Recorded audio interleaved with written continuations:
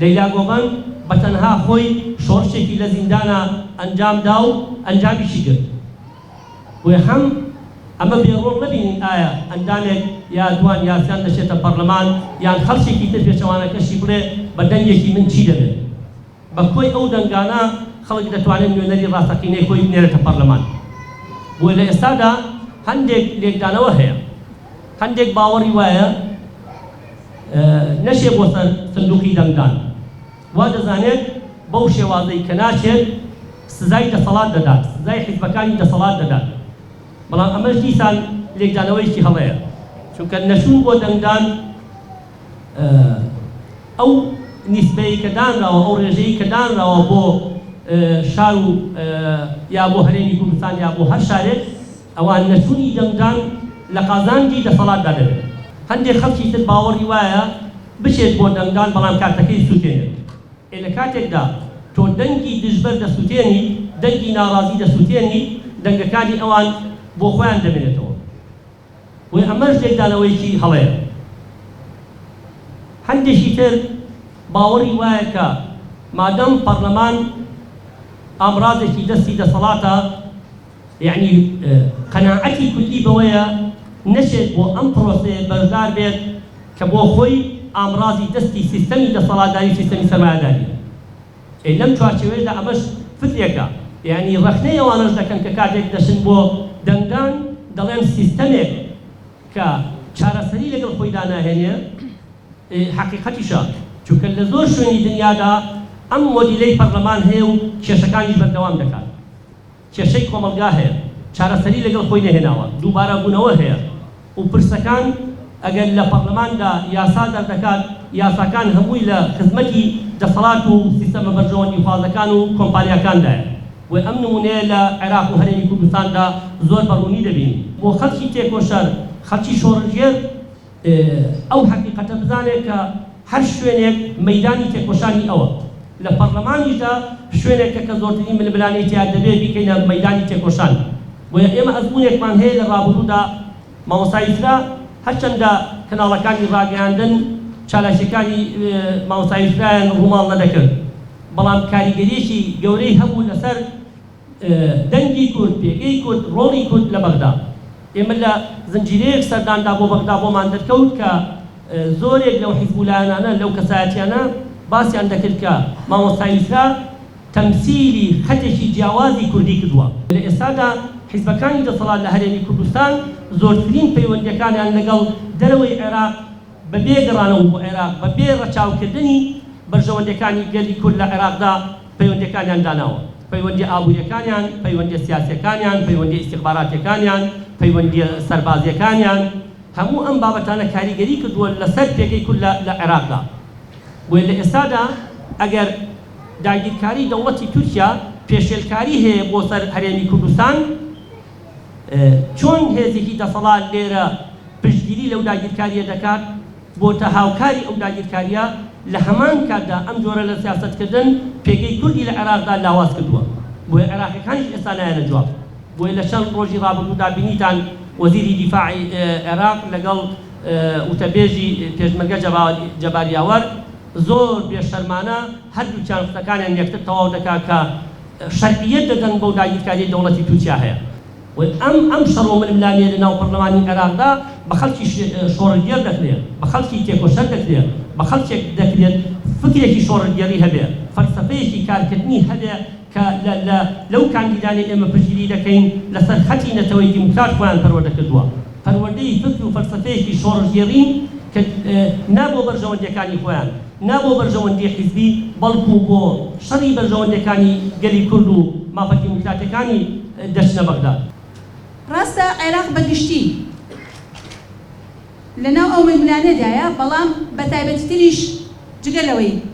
عێراق بە تایبەتی کوردستانیش بە هەمان شێوەز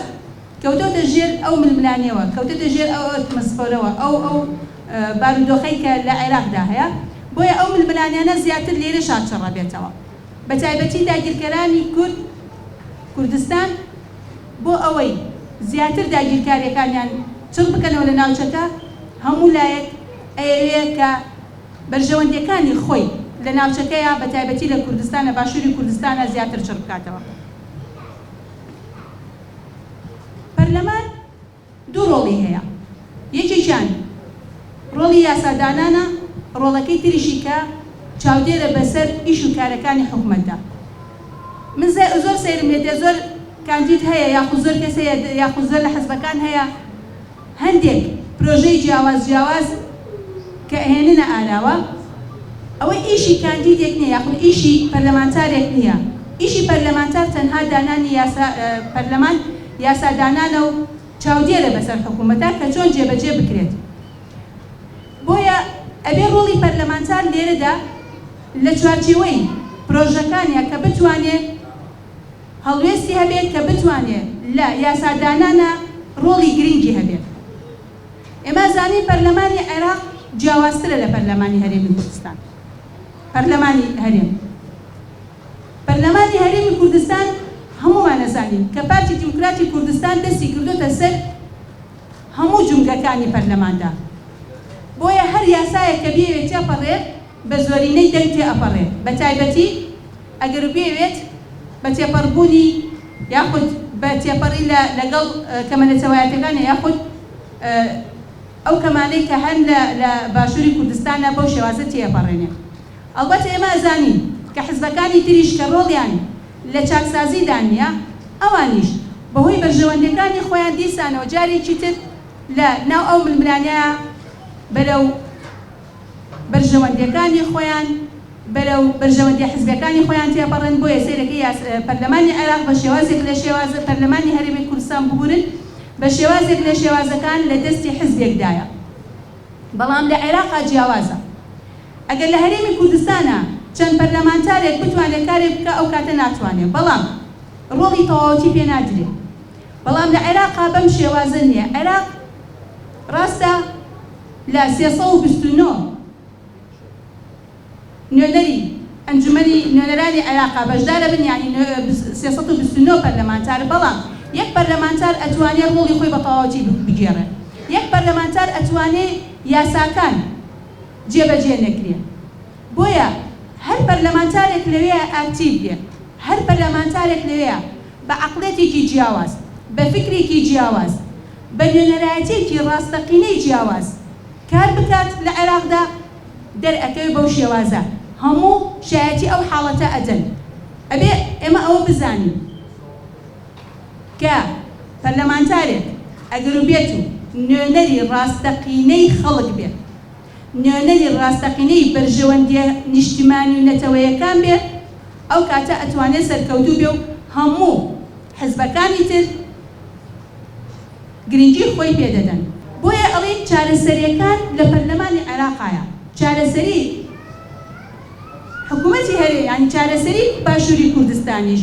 چارەسەری ئەو کێشانێک کە هەیە لە نێوان حکوومەتی هەرێمی کوردستان لە نێوانی حکوومەتی عێراقیە لە پەرلەمانی عێراقدایە. چونکە پەرلەمانی یاخود ئەو دستورەی کە دانراوە لە ساڵی 2005دا دستورێکە کاتی خۆی ئێمە و پارتی چارەسەری لەگەڵ ئەو دستورەیان نەبوو. بۆ لەبەر ئەوەی زۆر کەم و کورتی تیا بوو، لەبەر ئەوەی لە بەرژەوەندی گەلی کوردان نەبوو. یەکێک لەو خاڵانەی کە لە بەرژەوەندی گەلی کوردان نەبوو ئەویش گەڕانەوەی هێزە بۆ پێش 2003، ئەوەی کە ئێستا لە 16 ئۆکتۆبەرا دروست بوو، چونکە ئەوان بەپێی دستور کاری خۆیان کرد. ئەمە یەکێک لەو دستورانەی یەکێک بوو لەو بابەتانەی کە پارتی چارەسەری دیموکراتی کوردستان ئەو کاتە پارتی چارەسەری ڕازی نەبوو لەسەر ئەو بەندە بە تایبەتی، چونکە لە بەرژەوەندی گەلی کوردان نەبوو. بەڵام ئێستاکەش ئەتوانین بەپێی دستور کار بکەین سەرەڕای هەموو کەم و کورتیەکان. بەڵام لێرەدا ئەبێ پەرلەمانتارە کوردەکان لەوێ بەچی شێوازێک کار بکەن. ئەتوانێ دستوری عێراق هەموار بکرێتەوە. دستوری عێراق دەکرێت هەموار بکرێتەوە. ئەو کاتە گەلی کورد یاخود ئەو نوێنەرانەی گەلی کورد کە لەوەیە لە بەغدان تا چەند لە بەرژەوەندی گەلەکەی ئێمە کارەکەن، تا چەند لە بەرژەوەندی میلەتەکەمان و بەرژەوەندی نەتەوەی و نیشتیمانیەکەمان کارەکەن، ئەوە گرنگە.